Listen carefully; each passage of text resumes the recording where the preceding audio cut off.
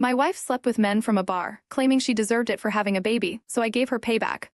I, 32 male, married my wife Janet, 26 female, 3 years ago. We have a 7-month-old daughter. A couple of days back, I found something in her bag that blew my mind. It was a pack of condoms. I'm not the kind of guy who checks his wife's bag, but this time it was urgent. My wife was in the shower, and I needed a diaper to change my baby. I had put the baby on the changing table, and then I realized we had run short of one. I remembered my wife keeps a few diapers in her bag when she takes the baby for a walk. Her bag was lying near the baby counter, so it was easier for me to grab it. I opened it and found 2 diapers inside. While pulling one out, something fell from the bag to the floor, a pack of condoms. It was a pack of 3. The packet was open and only had 1 left. I checked the bag to see if the remaining 2 had fallen inside, but they were not there. That meant 2 had already been used. My baby was crying profusely, so I kept the condom inside my pocket and changed my baby. When Janet came out of the shower, I put the baby in the crib, pulled out the condom from my pocket, and asked Janet about it. The actor in her came out, and she outright denied it. She said it wasn't hers and tried to gaslight the situation, pinning it on me. I was shocked at how smoothly she could lie. I said I found it in her bag, but she replied, "But you just pulled it from your pocket, right?" I flipped out because she wasn't ready to accept it was hers. Then she burst out laughing and said, "Oh, poor you, look at your puppy face. I was messing with you." She winked as she said this.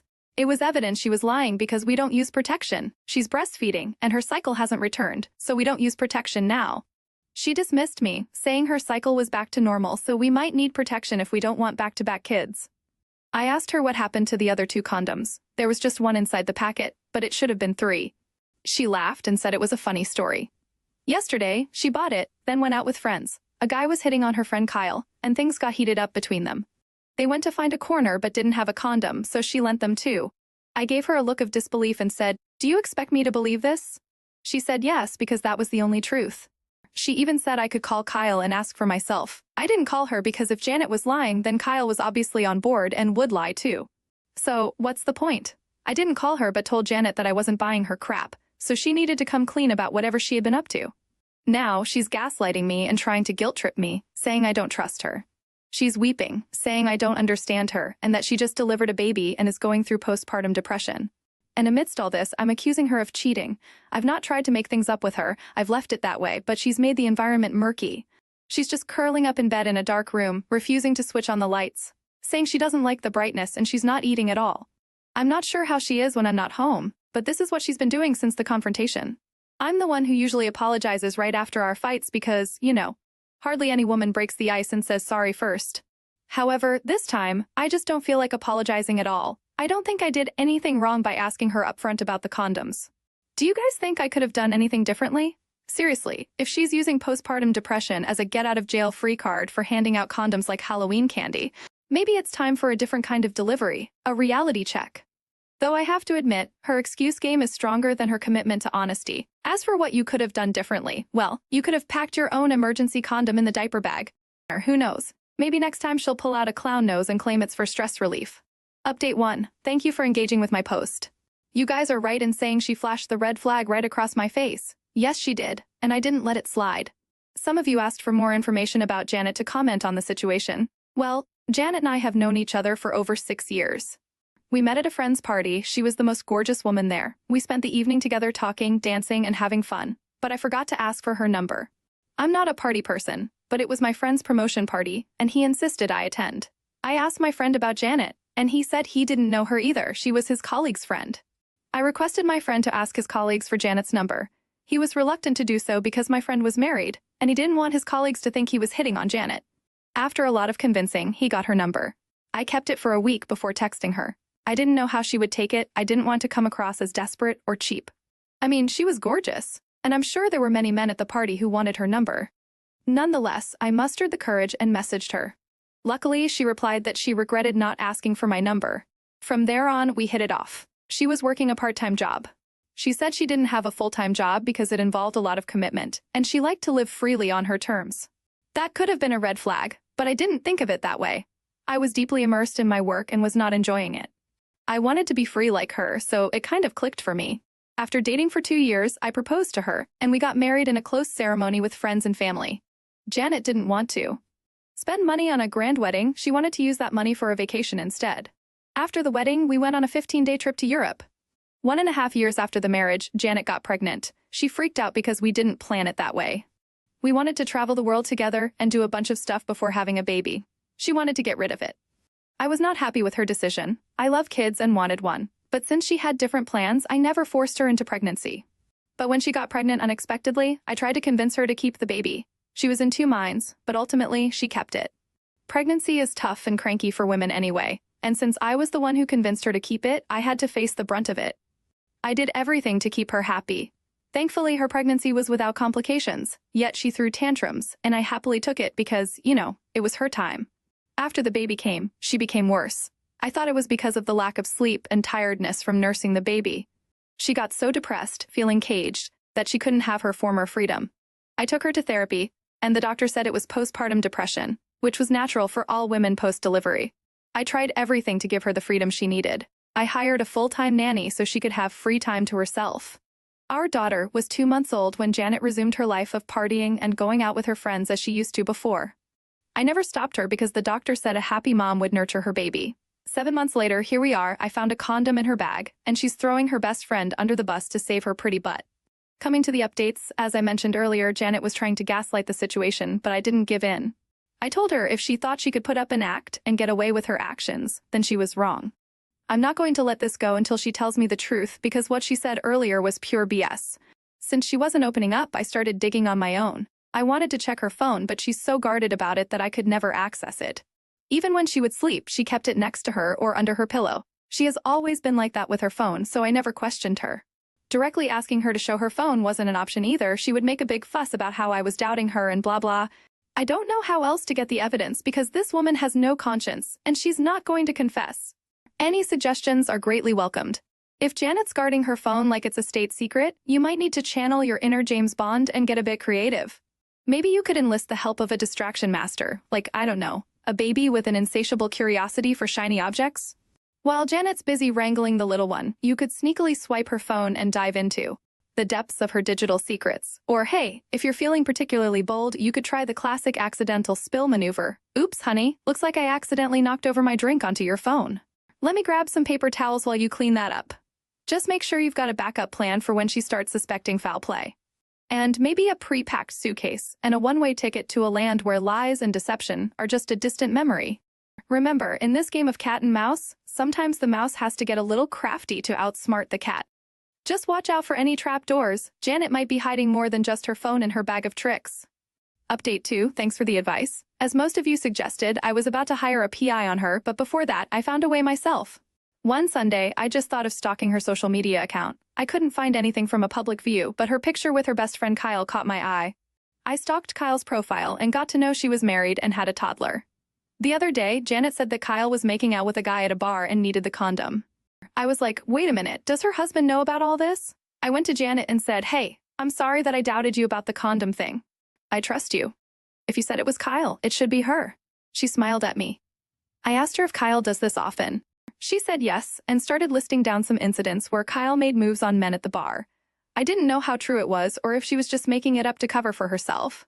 After listening to her supposedly funny incidents about Kyle, I dropped the bombshell. I said, well, that's funny. By the way, isn't Kyle married and doesn't she have a toddler? Are you guys supporting her in her cheating? Does her husband know about all this? She froze like an iceberg and then started ranting, no, that's not what I meant. It's just healthy flirting and nothing else. I intervened. But you just shared so many stories of her picking up men from the bar. And why would she need a condom for healthy flirting? She said, oh, did I say Kyle? My bad stupid pregnancy brain. I meant Kiara, my single friend. She's the one who's goofing around. Kyle is the sober one, she doesn't do all that stuff. I was in awe of how swiftly this woman could make up stories. I laughed and said, I caught you. You don't have to save Kyle's butt. Are you worried that I would tell Kyle's husband the truth?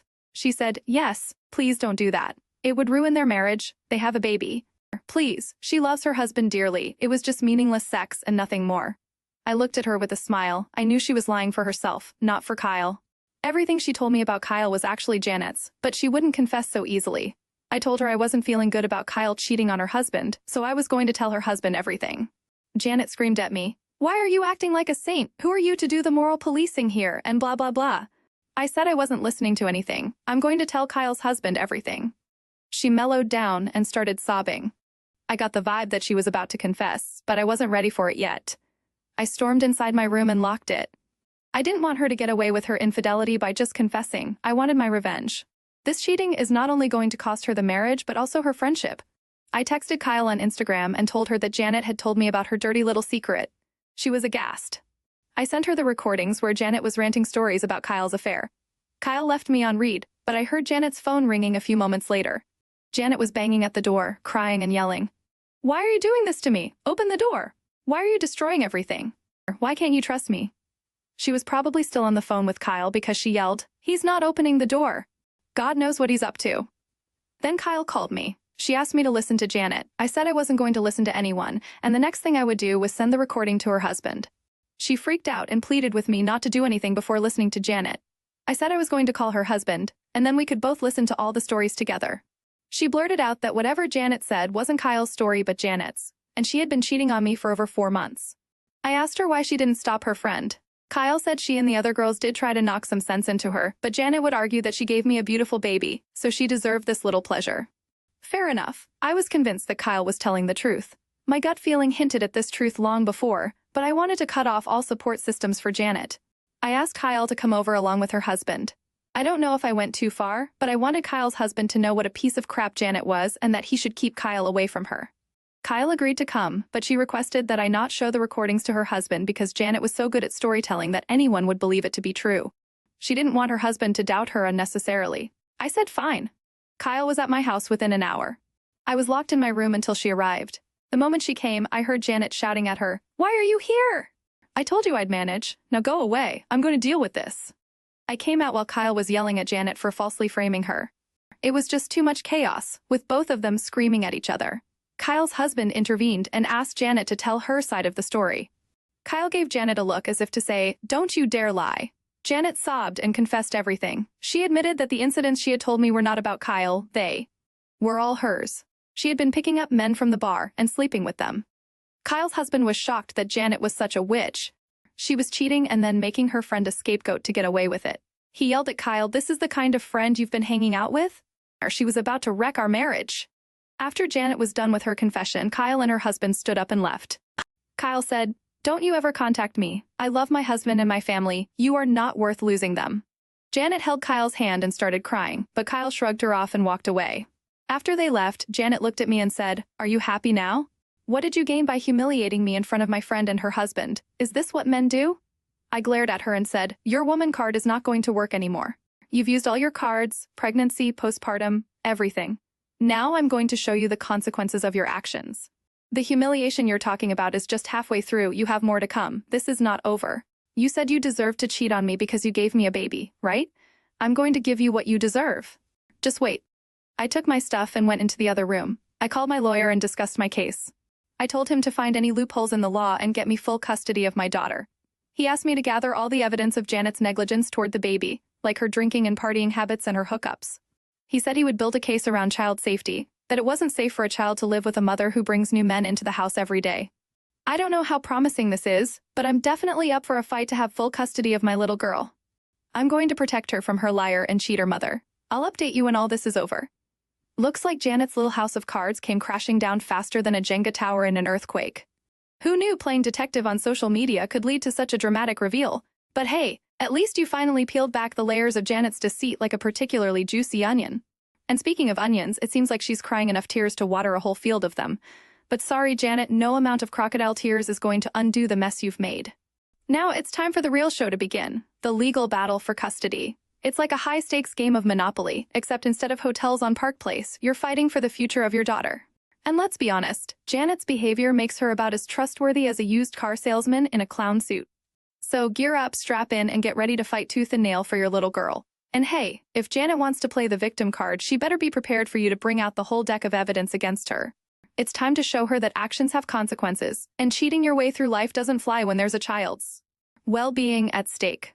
Update 3, sorry, I had to delete my last update. I had revealed my lawyer's plan for getting full custody from Janet, which I shouldn't have done. The day after posting the update, when I met my lawyer, he asked me not to discuss the case with anyone. I told him I posted this on Reddit anonymously. He asked me to delete it as soon as possible. Now that everything is over, I've reposted it. It's available on my profile page. I'm still not allowed to get into the nitty-gritty of the law, but here are the other details. After the confrontation, I slept in the guest bedroom. I tried to have minimal encounters with Janet. She would try to get close to me and make me breakfast and dinner, but I shrugged her off. She even made a sorry cake and bought flowers and cards. She thought I would get over it once my anger subsided. She had no clue what was coming her way. Almost a month later, my lawyer came to my place with the divorce papers. Janet freaked out. She was terrified when she was served. She looked at me helplessly, asking, "What are you doing? How could you do this to me?" After the attorney left, I asked her to pack her stuff and leave. She cried and pleaded for a chance to save our marriage for the sake of the baby. She tried to hug me, but I pushed her away. She said she had nowhere to go. I chuckled and said, "Not my problem anymore. I gave you everything you wanted. Now I'm going to give you what you deserve, and you deserve to be on the streets."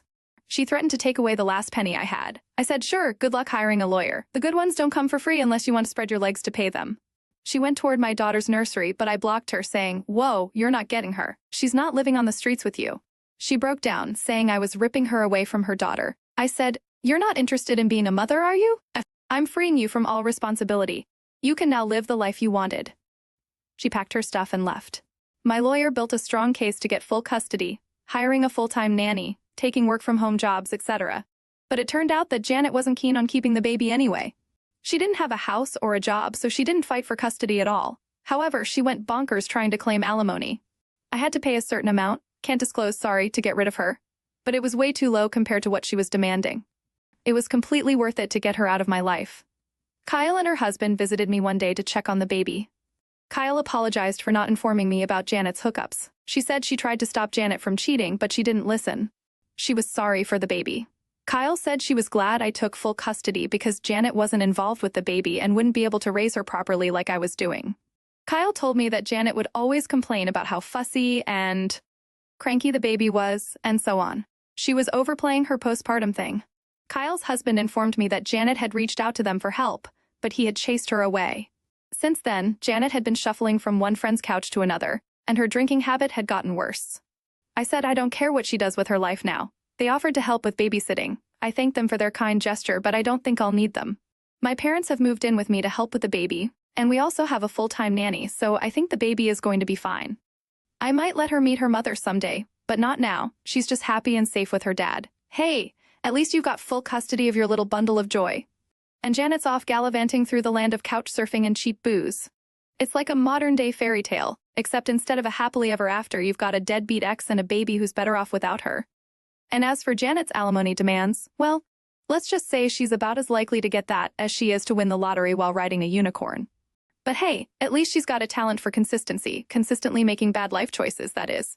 So here's to you, OP, bravely navigating the murky waters of divorce and custody battles, like a seasoned sailor in a sea of chaos. May your days be filled with diapers and giggles, and may Janet's antics serve as a cautionary tale for generations to come. Cheers to you, OP, you've earned every bit of peace and quiet that comes your way. What would you have done? Thank you for joining us today. Be sure to like and subscribe and hit that notification bell so you don't miss out on our next video. See you next time.